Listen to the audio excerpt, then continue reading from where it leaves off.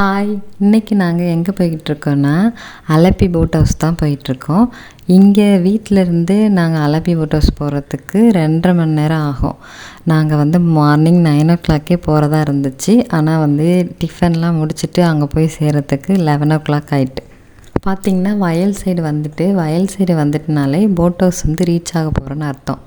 Boat ஹவுஸுக்கு ஒரு கிலோமீட்டருக்கு முன்னாடியே இந்த வயல் ஸ்டார்ட் ஆகிடும். ரோட்டுக்கு இந்த பக்கம் வயல், ரோட்டுக்கு இந்தாண்ட பக்கமாக கால்வாய். ஒரு நாள் ஃபுல்லாக அங்கேயே ஸ்டே பண்ண போகிறதுனால தேவையான லக்கேஜ்லாம் எடுத்துக்கிட்டு போட் ஹவுஸ்க்கு ரீச் ஆகிட்டோம். போட்டு வீடு எப்படி இருந்துச்சுன்னா ஃபுல் அண்ட் ஃபுல்லாக ஒரு வீடோடைய செட்டப் எப்படி இருக்குமோ அப்படி தான். டைனிங் டேபிள், சோஃபா, 2 பக்கம் சேர்ஸு, 2 பெட்ரூமு, 2 பெட்ரூமுக்கு அட்டாச்டு பாத்ரூமு, வாஷ் பேஷன் தனியாக, அப்புறம் கிச்சன் தனியாக. அப்புறம் சொல்ல மறந்துட்டேன், டிவி, ப்ளூடூத் ஸ்பீக்கர். நாங்கள் போனதுமே எங்களுக்கு வெல்கம் ட்ரிங்காக லெமன் ஜூஸ் கொடுத்துருந்தாங்க. குடிச்சிட்டு கொஞ்சம் சுற்றி பார்க்க ஆரம்பித்தோம், எப்படியெல்லாம் அந்த செட்டப் வச்சுருக்காங்க அப்படின்னு சொல்லிட்டு. சொல்லியிருந்தேன் இல்லையா 2 பெட்ரூம் அப்படின்னு சொல்லிட்டு. 2 பெட்ரூமுக்குமே அந்த லைட் செட்டிங் கூட நல்லா இருந்துச்சு. சிற்பிகா எல்லா லைட்டையும் போட்டு ஆன் பண்ணி ஆஃப் பண்ணி பார்த்துக்கிட்டு விளையாண்டுட்டு கொஞ்ச நேரம் அதை விளையாண்டுட்டு இருந்தாங்க.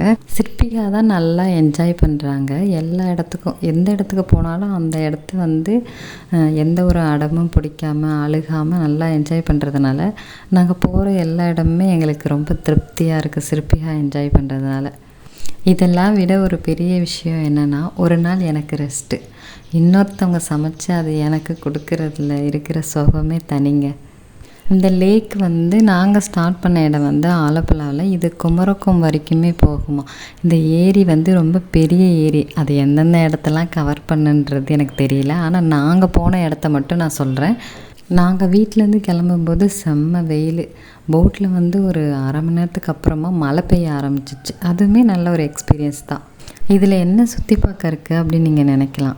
நான் சின்ன வயசாக இருக்கும்போது நான் நிறைய தடவை நினச்சிருக்கேன், நம்மளை மட்டும் ஏன் கடவுள் இப்படி படைச்சிட்டாரு அப்படின்ட்டு. ஏன்னா நாங்கள் காலேஜ் முடிச்சுட்டு ஒர்க் போனதுக்கப்புறம் தான் எங்கள் லைஃப்பெல்லாம் செட்டில் ஆச்சு. 1993 நான் அப்படி ஃபீல் பண்ணியிருக்கேன். ஆனால் 2025 வந்துமே அடிப்படை வசதிகளே இல்லாமல் வாழக்கூடிய மக்களுமே இன்னுமே இருக்காங்க.